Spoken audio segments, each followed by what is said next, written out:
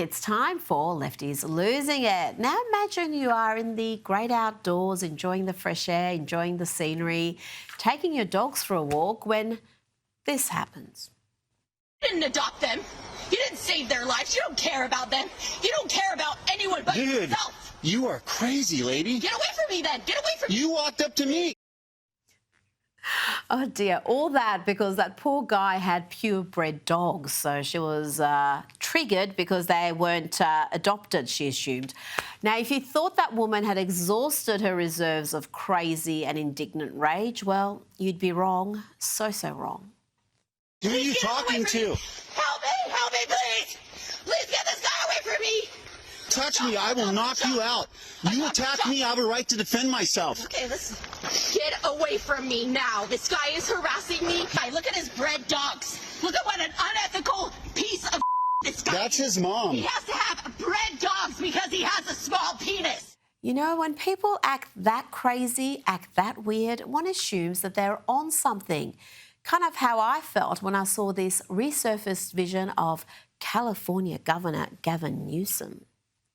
I've been on a journey like most people, feeling great, feeling stressed, feeling doubtful. The last 2 days, I don't know what it is. I think it's maybe the dust settling after Madison Square Garden. Seen how that went, kind of a roller coaster. But something's happened the last few days, and I'm telling you, that Des Moines Register poll and young men, where Trump has put so much time and energy and this sort of bro culture, pocket, everything else, they don't vote at those numbers.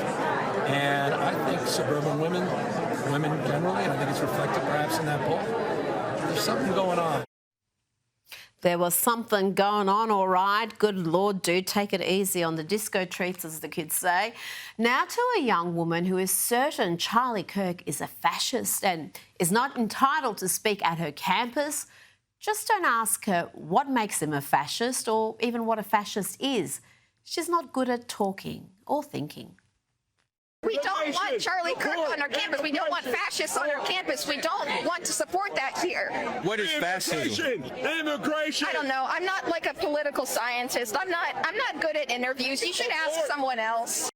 Now, somehow we overlooked this charmer earlier in the year. Here is a lefty lady losing it because a Christian preacher dared to hold and share views she disagreed with. You piss me the off. Okay. You don't belong here. This hateful doesn't belong here. And all of y'all that believe this, get your heads on straight.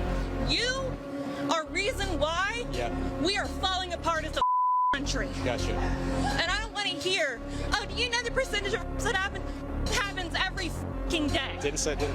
I don't want that. Doesn't matter. You came to me. We're in a public area. Okay, so should I break the camera then? Give me a break. They always resort to violence or threats of violence, don't they? Let's give this lovely lass another chance, though. I'm sure she can make an argument without resorting to threats and violence. Here she tells a Christian preacher he's not really Christian because he's against abortion. And I have no problem with Christians that actually act like Christians. That's not acting like How have I not been acting like a Christian? You've been coming here yelling at me. Because you're anti-abortion, for one. Right. It has nothing to do with you. Are you a woman? No, I'm not. Do you have a... But do you have a no, in 2025, I could identify as it. You wouldn't be able to tell me otherwise. Oh, so you're anti-trans, too. Says who? You just told me that. Anyways, I'm just gonna stop. I'm just gonna ignore it. You want to go to jail? Now, this next ad has upset a few snowflakes. I can't imagine why. It's wholesome stuff. It's pretty inoffensive and possibly it's going to boost church attendance. Maybe that's why they hate it.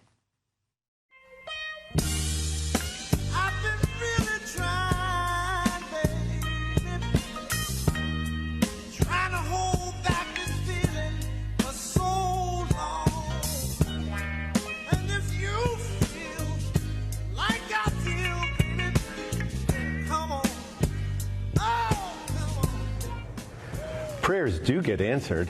See you at St. John's. Time to check in with Democrat Congresswoman Jasmine Crockett, who is, for some reason, dressed like Prince here, and she wants you to know that she is a very serious lawmaker, but she's also ready to throw hands. I want y'all to know that every day that I walk in those halls, regardless of whatever rhetoric they put out about me, I am a very serious lawmaker. At the same time,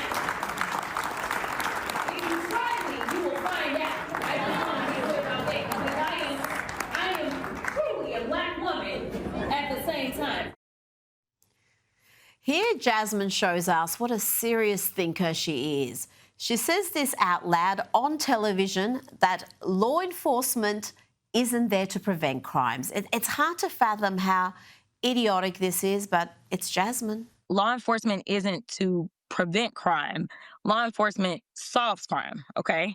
That is what they're supposed to do. They are supposed to solve crimes, not necessarily prevent them from happening, per se.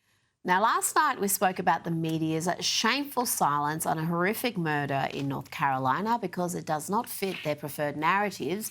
The brutal murder of a young Ukrainian woman would have never been properly exposed if not for platforms like X.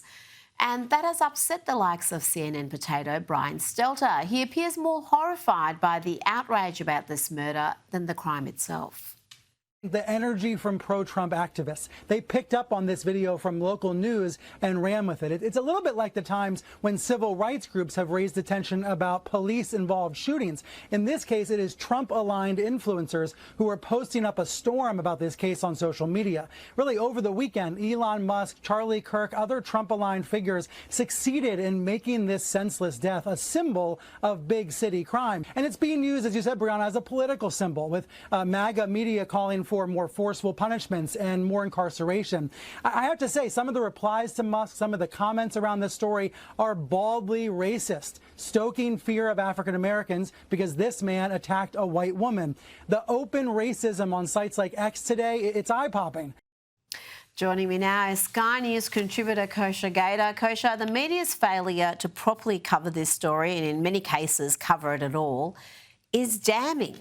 It is. And what's eye-popping, Brian Stelter, is to be on a train as an innocent person minding your own business and being stabbed to death. That is what's eye-popping to people. And exactly. He's complicit in purposely trying to whitewash that and put it to the side. And I think the reason why the media has especially been quiet on this one, they often are for many stories, is this really is like a checkmate for them because all of the standard narratives don't work with this. The racial profiles of the murderer and the victim are inconvenient. There was no gun involved, so they can't fight the Second Amendment, which is one of their favorite tropes. The person is a completely unsympathetic figure because he had this long rap sheet and had been repeatedly left out 12 times, cashless bail, all of that. And then the fourth layer is the white victim, the lady, is a Ukrainian refugee who fled a war-torn region to come to supposedly the greatest nation on earth, only to then be met with this. So there's nothing they can do about it, and I think the easiest thing then is silence. And in so many ways, a model new American. She was there legally, she was working at a pizza store, she was catching public transport, completely minding her own business, not being in any way antagonistic, and to be attacked from behind in that manner, I mean, the footage is horrific. Let's have a look at another media outlet framing of this story. Here is how Axios chose to report this crime some weeks after it actually happened. They say the gruesome video of the fatal knife attack on Iryna Zarutska on a light rail car in Charlotte is drawing attention from MAGA influencers seeking to elevate the issue of violent urban crime and accuse mainstream media of undercovering shocking cases. Kosha, accuse the mainstream media of undercovering shocking cases. That is the undeniable reality. And the manner in which they choose to elevate certain crimes and downplay others is, I think, just causing further harm to the media's reputation. Absolutely. And on top of all those points we just discussed, this is caught on camera. As you say, it's this really horrific, brutal footage, which also makes it impossible to ignore. A picture's worth 1,000 words. It came to President Trump's attention. He's now amplifying it, and mainstream media is losing relevance anyway, eyeballs, ratings, all the rest of it. And then on top of that, you've got something like this. It is just impossible to deny. It fits right into one of the policy agendas of this administration about cracking down on crime and trying to El Salvadorize, these horrible cities in the U.S. So this is not going away, and hopefully we get something nice, some silver lining out of this horrific incident is that the Trump administration's agenda gets a little bit more oxygen. Well, here is what the president had to say about this senseless murder. By a madman, a lunatic, just got up and started. It's right on the tape. Not really watchable because it's so horrible, but just viciously stabbed. She's just sitting there. So they're evil people. We have to be able to handle that. If we don't handle that, we don't have a country. And the president posted this after watching the horrific video. He said the perpetrator was a well-known career criminal who had been previously arrested and released on cashless bail in January, a total of 14 times. What the hell was he doing riding the train and walking the streets? Criminals like this need to be locked up. The blood of this innocent woman can literally be seen dripping from the killer's knife, and now her blood is on the hands of the Democrats who refuse to put bad people in jail, including former disgraced governor and wannabe Senator Roy Cooper. Kosha, the president only learned of this crime fairly late in proceedings, a full day, perhaps a couple of days after it was trending on social media. There's been some criticism that his inner circle is not making him sufficiently informed of these events, and if he's not seeing it on the mainstream media, then he could miss this. One certainly wonders, and I think the incident itself occurred towards the end of August, Yes. so it only went viral a couple weeks later because, as we discussed, the media was not covering it, and somehow that footage got out. That footage came out. And it exploded, and then, yes, he got it on delay. He does, in a way, even though President Trump really understands media, and it's fascinating as a 79-year-old how plugged in he is to social media, he does still enjoy television. He's always talking about how he watches the shows and watches TV. So he possibly does have a blind spot or a gap there, and whether it's Barron or somebody younger needs to have like, we that need to information bring line. Barron back into the administration, because we know he keep was him giving him apprised. advice during the campaign, because he is a cable news watcher. That's where he looks, whether it's CNN or Fox News, and things that are really trending on X or other social media sites, I think, are in a bit of a blind spot, and he relies on others to tell him. Yep. And this one he learnt about, I would argue, much later than he should have. Now, the mayor of Charlotte, where this young woman was murdered by a recidivist criminal, has released a statement. Mayor Lyles, the Democrat who took a knee for George Floyd and BLM, wrote, "This is a tragic situation that sheds lights on problems with society's safety nets related to mental health care and the systems that should be in place." She also said the murderer, callous Brown Jr., appears to have suffered a crisis, and she added she is not villainising those who struggle with their mental health or those who are unhoused. Kosha, it's interesting that in her efforts to be so compassionate to the killer, she comes off as so cold and callous and a little bit crazy. I mean, did she watch the footage? How do you put out this statement after watching that footage? Just a little crazy. I think she's telling us how she really feels and how, unfortunately, a big chunk of society really feels. If you view the world through that prism, that everything is this irredeemable social injustice that's happened since the beginning of time, then everything fits into that. And they do not look at it as what this individual murderer, animal, demon, whatever you want to call him, was, and this poor innocent woman, Ukrainian refugee, working, as you say, doing a job and trying to take public transport to go home. That is the prism, but not the one she's going to apply. It really is evil on a different level in a moment like this to try and make the victim be the actual murderer. So it really is outrageous. And I just think the more they do that, and regular people who aren't plugged into the news so much and don't see this are now seeing it, the more unhinged people like her are going to look, and it's not going to end well for her. Now, lawyers for Jeffrey Epstein's estate have given Congress a copy of the birthday book put together for the financier's 50th birthday, which includes an alleged letter with Donald Trump's signature that he has said doesn't exist. Democrat Robert Garcia claims Trump is lying and doing everything he can to cover up the truth. He said, "Enough of the games and lies. Release the full files now."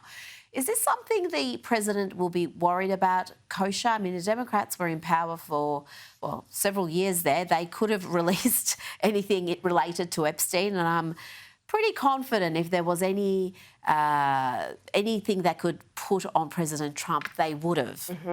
For that reason, I don't think he's worried, or he would be worried, annoyed probably, because these kinds of things just, again, give oxygen to the story. He's trying to get on with the serious business, which is what we've just been talking about, plus flooding the zone with a whole host of other issues. I think everybody believes kind of what you're saying, that if there was true dirt on him, the Biden DOJ and Merrick Garland would have released it in a hot minute. So that's why none of this stuff feels believable. There's all sorts of people doing signature matches online and all that. Who knows? Even if it were true, if you wanted to give it the most charitable explanation around that, it happened in the 90s, which is well before Epstein was criminally convicted of anything. And it's so much in the dustbin of history. And the Democrats, as you say, have never talked about anybody else, some of their favorite characters, from Bill Clinton to others, who were much cozier with him. So I think this will go away. It's a little bit annoying, and it reminds us of the mishandling that Pam Bondi and team kind of did with the files and that publicity stunt and all of that. But I think by tomorrow it'll be in yesterday's news. Yeah, I don't think anyone who is likely to vote for Donald Trump would give any credence to any of this. Now, let's have a look at some terrible scenes from Nepal, where at least 19 people were killed and hundreds more injured during youth-led riots over corruption and Nepal's social media bans. That seemed to be at the crux of these protests, the social media bans. Now, the majority killed were in the capital, Kathmandu, when they were fired upon by security forces. The government there, Kosha, moved last week to ban social media sites like Facebook, YouTube, WhatsApp, and they claimed that was necessary to stop hate speech and misinformation, but the protesters saw it as a tool for censorship. It's interesting because it sounds very familiar to some of the bans we're having instituted here, where under 16s are going to be banned from YouTube, X, Instagram, and many other sites. Very familiar all throughout history. You see this where people in power try to control information flow and access to information. And countries like Nepal, Burma had an incident like that maybe a decade ago, and there were all these activist journalists trying to get it out on the internet, et cetera. In the day and age of the internet, it's really, really difficult for them to do that. So it's kind of like whack-a-mole, that the governments will keep doing it, but they will always find a way to get information out there. But it's bad enough if you see it in Nepal and Burma and places like that. I think what is worse is, as you mentioned here, the UK now has been in the crosshairs with this, and that's the part that's scary, that so-called nations that are supposed to be bastions of free speech are doing something that doesn't look quite too different from that. And maybe this is a little bit of a clarion call. And using the same reasons about minimising harm, for safety reasons, for misinformation. So, yeah, the reasons given are very familiar as well. Indeed. Now, before you go, more political chaos in France. Emmanuel Macron is about to be looking for his fourth Prime Minister in just 12 months. This comes after French MPs toppled the government in a confidence vote. Kosha, is Europe's second largest economy in crisis? Seems to be. You know, the fundamentals of that country, we know it's very similar to the rest of Europe and elsewhere. The immigration problem, cost of living, censorship, you know, all of those things, people, unemployment, et cetera. And then they formed this very uneasy alliance because in response to that, Marine Le Pen's party is on the rise, as are her counterparts in the rest of Europe, the populist right. And then they're forming these uneasy alliances, the rest of the parliament. So it was always going to be tenuous. Not surprising, I think, to many people that this happened. And the question is, Macron himself is losing popularity, and you know, when and how is his story going to end remains to be seen. But they'll do another snap election. This is all downstream from the snap election that he called. He made a political calculation that sort of backfired. And I think as long as those fundamentals in France remain unchanged, as they seem to be right now, this is sort of a patchwork, and it's going to keep toppling over. Kosha Gator, thank you so much for your time. Pleasure.